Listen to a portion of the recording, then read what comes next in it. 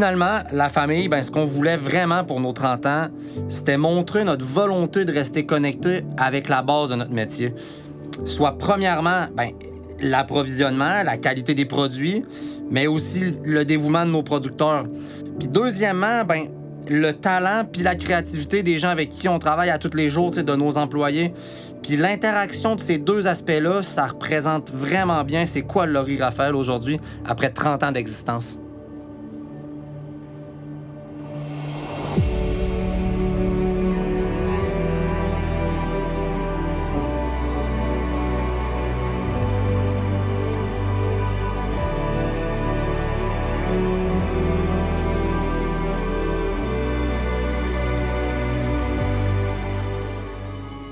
« 30 ans, c'est pas rien, tu sais. Puis quand on s'est assis ensemble, toute la famille, un peu à se faire un meeting, on a comme décidé de concrétiser ça avec un voyage au Québec, aller voir nos producteurs, nos fournisseurs en famille,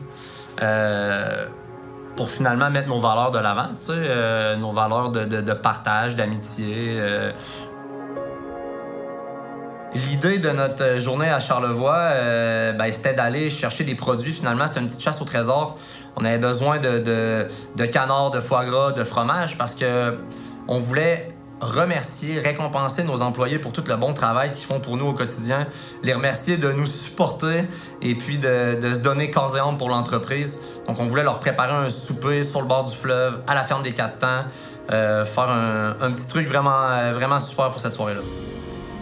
Donc, on est arrêté voir Philippe Labbé à la laiterie de Charlevoix. On est allé chercher du fromage. On a profité pour parler avec lui un peu aussi de tout cet aspect générationnel-là qu'il y a dans sa famille, un peu qui nous rejoint un peu nous aussi, tu sais, dans un sens, avec le transfert d'entreprise. C'est juste qu'eux sont rendus un petit peu plus loin. Là. Ils sont comme rendus à 4-5 générations, je pense, de générations qui se succèdent la laiterie.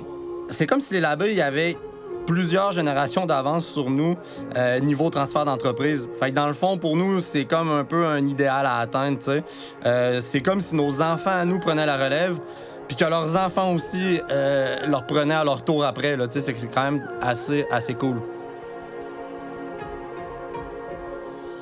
Après ça, on est allé voir Isabelle à la ferme basque.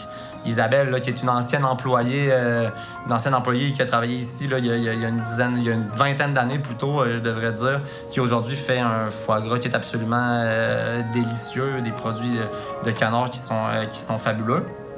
Ce qui est vraiment cool chez Isabelle, c'est son respect de la matière première. Ces canards, ils sont élevés en liberté. Ils sont gavés naturellement puis ils mangent une nourriture de qualité tout au long de leur vie. Puis ça fait vraiment une différence sur le produit fini.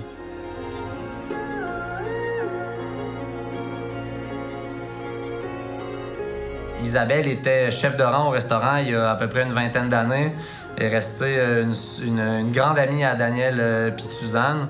Et puis aujourd'hui, c'est elle qui fournit le canard, une bonne partie du canard et du foie gras pour le Laurier Raphaël. Donc c'est un honneur pour nous de la côtoyer au quotidien puis de pouvoir aller justement dans son coin de pays un peu voir ce qu'elle fait puis comment elle vit au quotidien, tu sais, tout ça.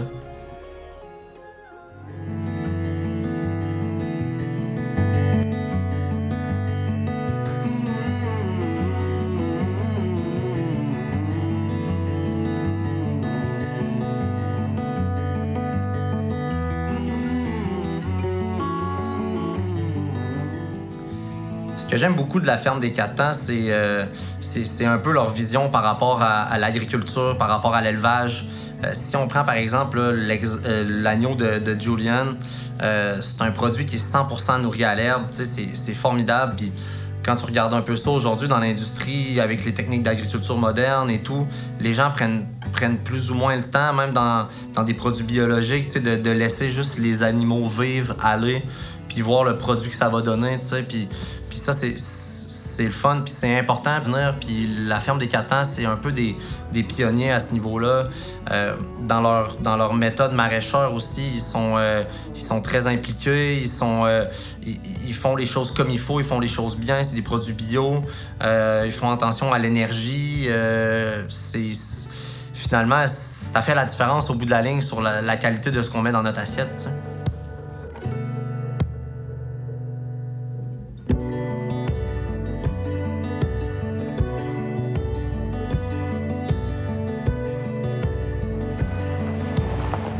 Bienvenue à Port-au-Percy, hein? C'est beau, en temps.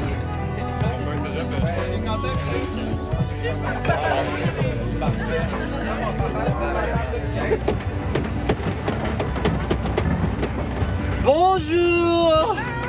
Tu ramènes des légumes? Yeah! Hey! Là, ben... Cocktail, ouais. Mais je sais, non mais... Les tomates sont décollissants. Là, et tout le gras... Ben, c'est correct parce que là, il faut pas trop qu'il coule dedans non plus, hein? Non, ben c'est correct, on est déjà un petit peu qui est tombé dedans. Il est déçu. Super, je te remercie. Il y a même plein de canards dessus. C'est bon, mais bon. Hey, chef, Dan! Ça va être ton heure de briller, mon gars. C'est... Faut bien le faire participer un peu, le jeune. Ben, ta job s'en vient, là, tout ça, ça va être à la... Je suis content qu'on ait pu se faire un souper à la ferme avec tous les employés du restaurant. C'est important, puis je suis content qu'on implique les employés avec nous, de pouvoir avoir et les maraîchers, et les producteurs, et tous les gens avec qui on travaille au quotidien ensemble à la même table, dans les jardins. C'est formidable. C'est quoi la petite... Santé tout le monde! Cheers! Un week-end comme les autres. Merci, Juliane! Merci! Hey. 1, 2, 3, go! Il y en a même plus belle que l'autre, pardon. Je m'excuse. Oh non! C'est pas... Hey, santé! Tu vois tous nos petits qu'on a fait.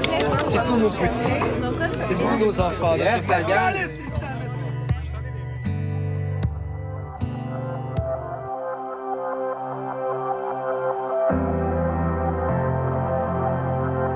Pourquoi pas continuer notre périple un peu sur la Côte-Nord, parce que finalement, le fleuve Saint-Laurent fait comme partie intégrante de la culture québécoise, de notre culture gastronomique. Fait qu'on est descendu jusqu'aux Escoumins. On est allé voir Janita qui est une bonne amie de la famille, qui est finalement la reine des poissons, des fruits de mer aux Escoumins. Donc Janita nous a permis de vivre un moment formidable avec les frères Dubé, les 3 frères Dubé qui sont pêcheurs de bourgots, d'oursins, de flétans, de crabes pendant la saison. Donc, on est allé pêcher avec eux. On avait prévu à la base se faire un repas en famille le soir sur la grève, un petit feu de bois, se préparer deux, trois petits trucs à grignoter. Puis finalement, ça s'est transformé un peu en party avec tous les amis des Dubé, la famille Dubé, Janita, sa famille. Finalement, on s'est fait une belle petite fiesta. Puis ça nous a permis aussi de faire déguster leurs produits à ces gens-là. Fait que ça a comme vraiment bien bouclé un peu le tout. Là. C'était vraiment agréable.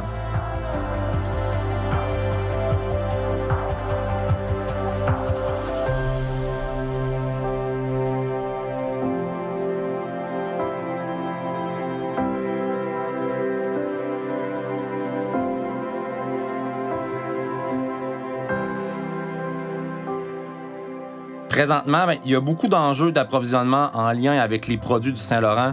Puis en général, on n'est pas très informé sur la réalité des pêcheurs et des transformateurs.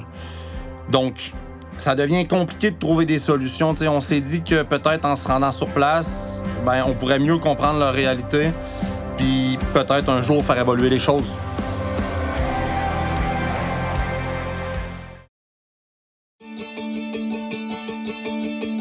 Après avoir partagé puis échangé vraiment là, avec les frères Dubé puis Janita, on a voulu approfondir puis continuer de s'éduquer, mais vraiment plus spécifiquement sur les espèces du Saint-Laurent. Là.